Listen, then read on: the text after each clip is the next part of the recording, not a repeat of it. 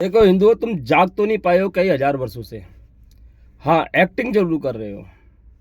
और जो करते करते तुम, या मैं कहूँ हम सब, अफगानिस्तान से लेकर बांग्लादेश बना, पाकिस्तान बना, म्यांमार बना,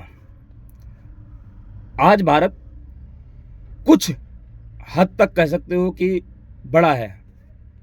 लेकिन आप कल्पना करो या सोचो कि अगर ये भारत आज की डेट में अफगानिस्तान, बांग्लादेश, पाकिस्तान, म्यांमार, ये हमारा हिस्सा था भाई, जो कि हिंदुओं के सोने से, जागने से नहीं, सिर्फ सोने से ये खत्म होते होते इतना रह गया।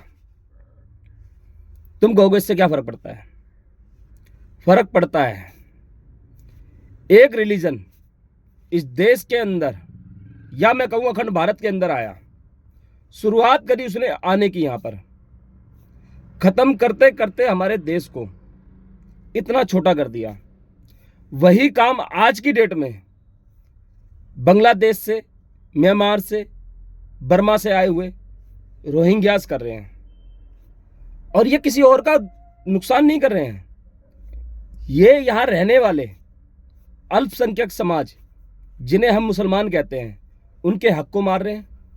ये इनको पता भी है, लेकिन ये लोग इनका सपोर्ट कर रहे हैं। क्यों? क्योंकि सेम रिलीजन की वजह से। आज ये म्यांमार से, बांग्लादेश से, बर्मा से यहां आ जाते हैं क्योंकि इनके रिलीजन के लोग हैं, इन्हें एक्सेप्ट कर लेते हैं। हमारा और आपका भारत के अलावा कोई और देश है क्या कि जो हमें कोई एक्सेप्ट कर लेगा कि आओ भाई आप हिंदू हो, लगो गले से? नहीं है। कोई भी देश नहीं है जो हमें यहां से ले ले। आप कहोगे कि ऐसी बात क्यों कर रहा है भाई? इसलिए कर रहा हूं कि आपके लिए उदाहरण के तौर पे मैं दो जगह बताऊंगा, छोटी छोटी, और हो सकता है आपके लिए बड़ी हो।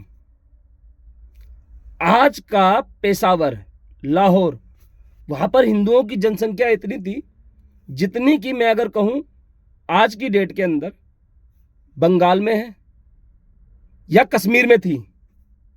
कश्मीर से कश्मीरी पंडितों को भगा दिया, मार के, जेनोसाइड करके, उनकी महिलाओं के साथ दुष्कर्म करके, उनकी बहन बेटियों के साथ दुष्कर्म करके। बंगाल में भी ऐसा ही हुआ। संदेश खाली याद होगा आप लोगों को, मुर्शिदाबाद, देख लो आज की हालत। सबको भगाया जा रहा है, प्यार से, दूर से। अब आप कहोगे कि भाई हम तो शहरों में रहते, शहरों में क्या, दिल्ली में रहते हो, मुंबई में रहते हो, बेंगलोर में रहते हो, कहाँ रहते हो? यहीं तो रहते हो। अगर मैं दिल्ली के पास की एक छोटी सी घटना बताऊं आपको, जो कि 2017-18 के आसपास हुई थी, कैराना, जानते हो ना? यूपी के दिल्ली के बगल में ही है, ज्यादा से ज्यादा होगा 100 किलोमीटर के आसपास। अब तो दिल्ली के सीलमपुर में भी ऐसी घटना आई थी अभी हाल फिलहाल में, 2 साल पहले। तब भी तुम लोग नहीं समझ रहे हो। मैं कहता हूं आप लोगों से, इकट्ठे हो जाओ। नहीं हो सकते तो हमारे जैसों की हेल्प तो करो, मजबूत तो करो हमें, सब्सक्राइब करके, लाइक करके, कमेंट करके। क्योंकि हम आपके हित की बात अपने वीडियो के माध्यम से समाज को जागरूक करने में लगा रहे हैं। हाँ, हो सकता है आप कहोगे क्या जागरूक कर रहा है, कितना कर लेगा? भाई शुरुआत तो करिए। अगर आप लोगों का साथ मिला तो सब लोगों को तक पहुंच जाएगी। आज आपने बिना सब्सक्राइब करे, आप तक मेरी बात पहुंच रही है ना, तो कल उन लोगों तक भी पहुंच जाएगी जब आप सब्सक्राइब कर दोगे, जिन्होंने मुझे नहीं करा है।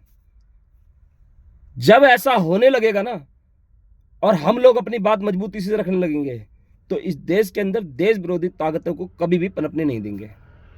अभी देखो बंगाल के अंदर एसआईआर हो रहा है, वीडियो विजुअल आ रहे हैं कि रोहिंग्या वहां से भाग रहे हैं।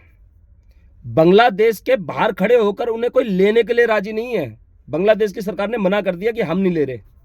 वो वहां खड़े हुए हैं, जाएं तो जाएं कहां? ममता बनर्जी से तिल मिलाई हुई है, साथ में यूपी के अखिलेश बाबू भी तिल मिलाए हुए हैं, कह रहे हैं कि गलत कर रहे हो, समय ले लो। मतलब कि आप ये चाह रहे हो कि हम समय लेकर, इनका आधार कार्ड तो बन चुका है, इनका पहचान पत्र भी बनवा दें, 15-20 साल पुरानी आइडेंटिटी भी दिखा दें। भाई कहां ले जा रहे हो देश को? क्या देश के फिर से टुकड़े करने की सोच रहे हैं ये लोग? और कर सकते हैं भाई। क्योंकि जब इनकी एक मुस्लिम लीग ने पाकिस्तान बना लिया, समझ रहे हो, मुस्लिम लीग ने पाकिस्तान बना लिया, तो क्या पता ये आने वाले टाइम में कुछ छोटे छोटे राज्यों को तोड़ तोड़ कर कुछ कर ले। आज भी पुलिस, या मैं कहूं तो आज भी मिलिट्री को घुसने के लिए ना इनकी जगहों पर बहुत बहुसंख्यक बल के साथ जाना पड़ता है।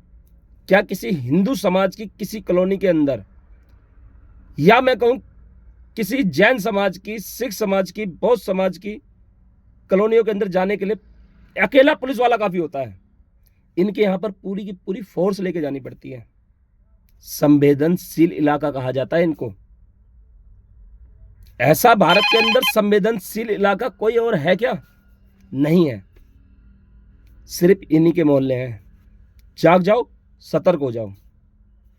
समय से जागा हुआ इंसान ही तरक्की करता है और अपने आप को बचा पाता है। ये आज मेरी समस्या हो सकती है या किसी और की समस्या हो सकती है। जिस दिन आपके घर के ताले या आपके घर की माँ बहन बेटियां लूटी जाएंगी ना, उस दिन तुम्हें यह एहसास होगा कि एक भाई हमारे हक की बात कह रहा था, बिना मतलब के, बिना स्वार्थ के। अगर आप लोगों को ये वीडियो अच्छा लगा हो तो सब्सक्राइब करना, शेयर करना, लाइक करना। धन्यवाद। जय हिंद, जय भारत, वंदे मातरम।